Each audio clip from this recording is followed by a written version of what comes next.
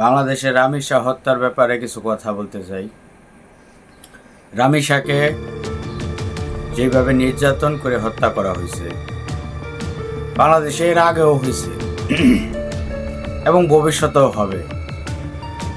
কোনো দৃষ্টান্তমূলক শাস্তি বাংলাদেশে হয় নাই, যার ভয়ে দুষ্কৃতিকারীরা, এরকম সাইকো কিলাররা এই সমস্ত অপরাধ থেকে বিরত থাকে।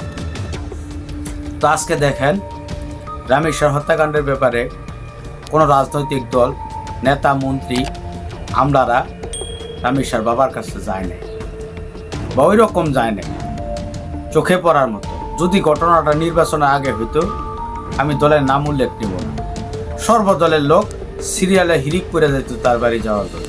তারা সান্ত্বনা দিত, এই দিত, হেই দিত, আইনি প্রক্রিয়ার বিচার তার দ্রুতগতি করার জন্য চাপ দিত। হ্যাঁ, পুলিশের ঊর্ধ্বতম কর্মকর্তারা যেত, ডিসি, এসপি, যারা যারা আছে সবাই যায় লাইন ধরে থাকতো, মিডিয়া তোলপাড় হয়ে যেত। আজকে আমরা আন্দোলন শুরু করছি শুধু মিডিয়ার মাধ্যমে। রাজপথে আন্দোলন দেখা যেতেছে, শিক্ষার্থীরা নামছে। আজকে দেখা যেতেছে শিক্ষার্থীরা নামছে। কেন আজকে শুধু শিক্ষার্থীরা নামবে? গোটা দেশের মানুষ নামা উচিত। আজকে গণজাগরণ মঞ্চ কোথায়? আজকে নাট্য মঞ্চ কোথায়? শাপলা চত্বরে যারা দাঁড়ায় তারা কোথায়? নারী অধিকার নিয়ে কথা বলে সেই সমস্ত নারীরা কোথায়? সুশীল সমাজ কোথায়? আজকে নির্বাচনের আগে যদি একজন মানুষ ইন্তেকাল হয়, জানা যায় নেতাদের 10 জন 8 জন নেতাদের হিরিক করে দেয়। আর আজকে এরকম একটা দুর্দর্শ কর্মকাণ্ড ঘটে গেল, দেশের আমলাদের, নেতাদের টনকি নড়ে না। তারা যার যার জায়গা থেকে নানান বাহানার কথা কইতেছে। উকিলদের তীব্র নিন্দা জানাই। আমি অসুস্থ, আমি ঘর থেকে বাইর হইতে পারি না। যদি পারতাম তা আমি একাই রাজপথে যাইতাম। তো যারা সুস্থ আছেন সবাই রাস্তায় বের হন, একচিত্তে একসাথে হয়ে এক কণ্ঠস্বর শক্তিশালী করেন। আজকে মসজিদে বয়ানের মধ্যে বিদিশা নিয়ে কোনো কথা বলে না, রামিসাকে নিয়ে কোনো কথা বলে না। যদি এটা নির্বাচনের আগে হইতো, প্রত্যেক মসজিদেও এই বয়ান শুরু হয়ে যেত, এই বয়ান শুরু হয়ে যেত।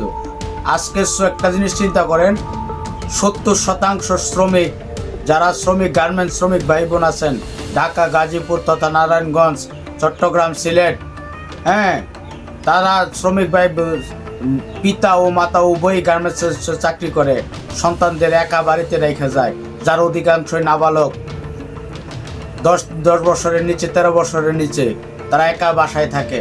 তাদের নিরাপত্তাটা কোথায়? সরকারের কাছে একটা প্রশ্ন দিলাম আমি, তাদের নিরাপত্তাটা কোথায়? ঘরের ভিতরে নিরাপত্তা পাইতেছে না, বাহিরে নিরাপত্তা কোথায়? একটা নাবালক মেয়ে কিভাবে একা স্কুলে যাইব, কিভাবে মাদ্রাসায় যাইব? এই ভয়ের আতঙ্ক কিভাবে কাটাইবেন আপনারা?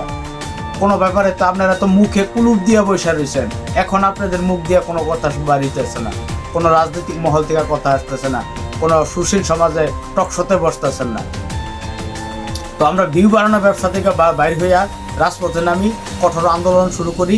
রামিসার বিচারের হত্যার বিচার আমরা জোরালো দাবি জানাই এবং দৃষ্টান্তমূলক শাস্তি হওয়া উচিত। আবার তারে কি করছে, আসামিকে বুলেট প্রুফ জ্যাকেট এবং কি হেমলেট দিয়ে দৌড়ালে যেতেছে, যাতে বাহির থেকে আক্রমণ না হয়। আর বাহির থেকে আক্রমণ হোক, মানুষ তারে ছিঁড়ে মেরে ফেলুক, এরকমই তো চাই। তার প্রোটেকশন দিয়ে নেওয়ার কি হইল?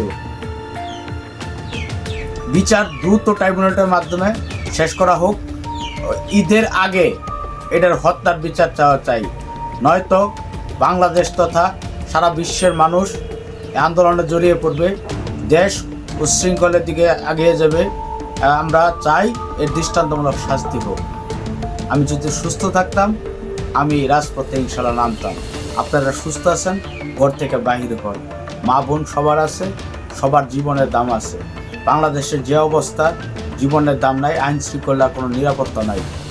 পুলিশ বাহিনীদের কাছে আকুল আবেদন, জোরালোভাবে আপনারা সোচ্চার হন। আসসালামু আলাইকুম।